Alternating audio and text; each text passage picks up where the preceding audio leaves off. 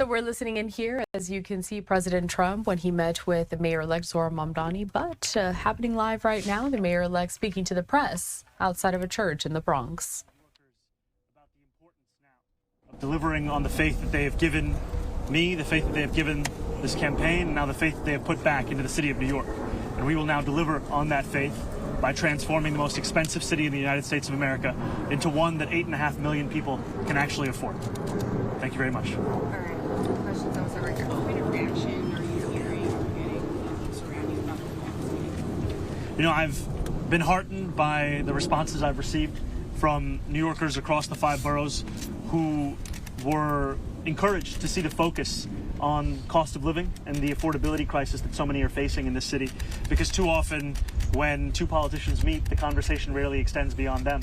And what we found instead is that this was a conversation that was productive, a conversation that was focused on New York City, and a conversation that looks to deliver for the people of New York City. 2 questions, Mayor. One, how are you feeling coming out of it, the meeting with President Trump? How do you envision the relationship between you two moving forward? And secondly, are you confident that he is not going to send the troops into New York? I'm feeling good coming out of that meeting. I thought it was a productive meeting, and I appreciated that in that meeting it went back to cost of living, cost of living, cost of living. We spoke about things that all of us have been paying attention to for quite some time, whether we're speaking about housing or public transit or childcare. We even spoke about ULURP and the importance of regulatory changes to make it easier to build far more housing in New York City because of the low vacancy rate that we have. And I think at the heart of it, again and again, came back to the recognition that what New Yorkers are desperate for, no matter at what level of politics they're thinking about, is some relief from a cost of living crisis.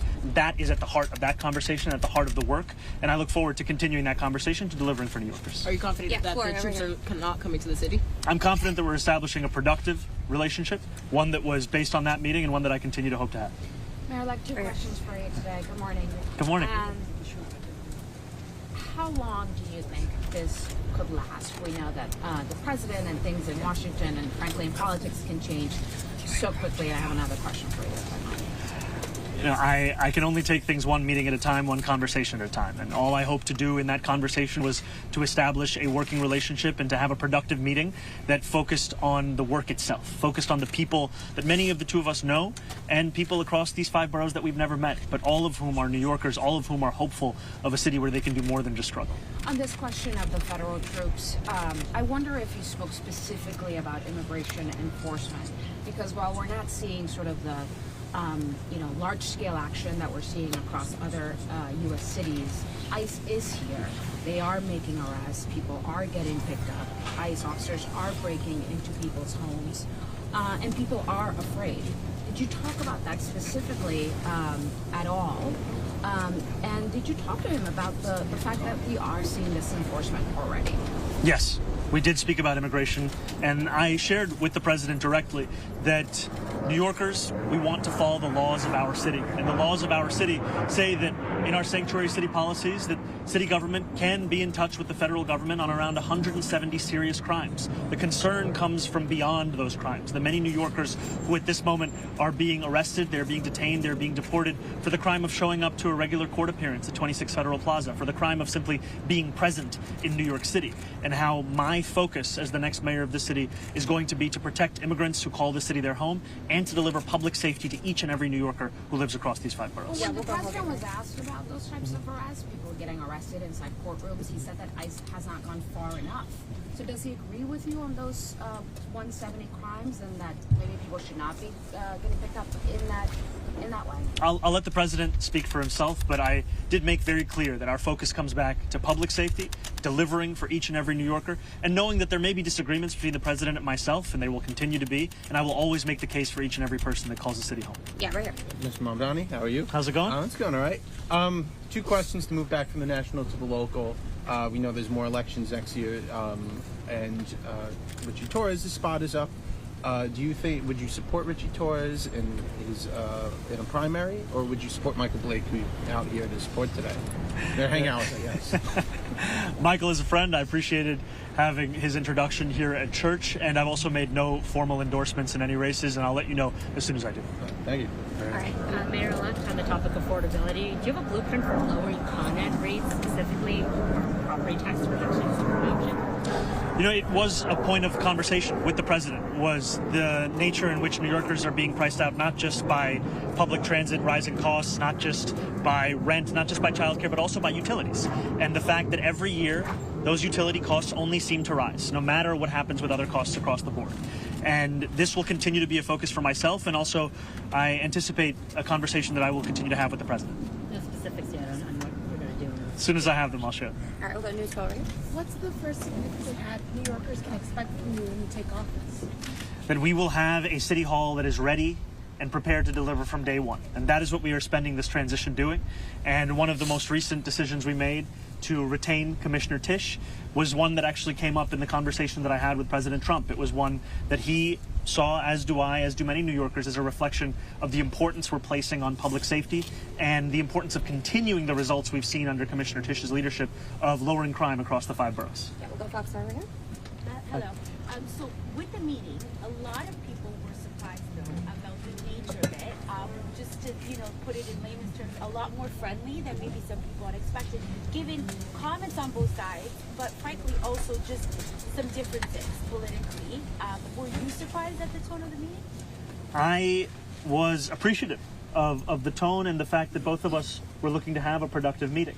And I appreciated the president not only having me in the Oval Office alongside my chief of staff, but also giving us a tour of the cabinet room where we saw a portrait of FDR. And as we looked at that portrait, I spoke about how the New Deal was transformative for this country. And I shared my belief that Fiorello LaGuardia was the greatest mayor in New York City's history. And you cannot tell the story of LaGuardia without telling the story of his relationship with FDR. And the potential for a federal government and a municipal government to work together to deliver on dignity for working people. That's at the heart of the campaign that we run. That has to be at the heart of the work that we do. Yeah, we'll go right back here. Walaikum salam, how are you? Good to see you. So, I think a lot of people online after this meeting considered that somebody had won and somebody had lost in this meeting. At least that's how it was interpreted. Did you feel like there were winners and losers in this conversation? And how do you move forward with future conversations with the president, considering the winning and the losing of this political game? I think it was New Yorkers that won in this conversation. It was a conversation that came back again and again to the people of the city. And I actually spoke to the president about the fact that while our campaign began on October 23rd, a moment when many started to pay attention to my candidacy was in fact after the president won his election. And we went to Fordham Road and Hillside Avenue, 2 of the neighborhoods that saw the largest swings towards the president in that general election. And what we heard from Trump voters then were that they were focused on cost of living, cost of living, cost of living. And I told the president that in our own campaign, we saw that 1 in 10 Trump voters actually voted for us. And they spoke again about that cost of living focus. And that's what we spoke about, that's what we focused on, and that's who I believe won, is New Yorkers who are concerned about that cost of living and want leadership to actually not only speak about it, but to start to actually work on it. Yeah, right. Oh, did you have a question? All right, Zach, we'll go over here. In the Oval, you said that you firmly believe that Trump was fascist. But that was after posing some photos of him smiling, shaking hands. Do you believe that's the way to deal with fascism? I think the responsibility I have as the mayor of this city is to work with anyone who can help to alleviate the affordability crisis and deliver dignity to each and every person that calls the city home. And I think it is critically important to both be honest about our own opinions, our own assessments, and be committed to working with anyone who could further that work. All right, any other questions? Yeah, I just got one follow-up question real quick. I know that you and Richie Torres disagree about Israel. What would you see a way to maybe work with him on that if you were to support him in a primary, or is it? I know you said you're not going to endorse that, but I mean, the Israel thing is I'm sorry, man. I got to do it. No, you got to do it. I mean, is the Israel thing a real big barrier for you? You just said you would work with anyone to help make the city affordable. I will work with anyone to make the city affordable, and I'll always be honest about my own opinions and my beliefs, and one of those comes back to the sanctity of international law and the importance of adhering to human rights, and I know that New Yorkers care deeply about that, and my job will be to follow through on the agenda of my campaign while always being honest about who I am, and as soon as I make any announcements on endorsements, I'll be sure to share. All right, thank you guys. Thank you guys.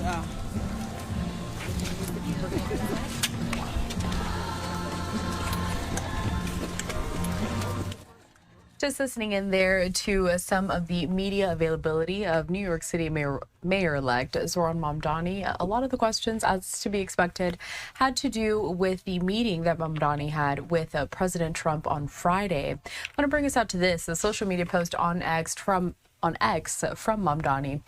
He says, quote, "Our campaign was anchored in the voices of struggling New Yorkers yesterday." So he posted this Saturday. He goes, "Yesterday, we brought those voices straight to the Oval Office. We made clear that housing, safety, and lower costs are what New Yorkers need and what our administration will deliver."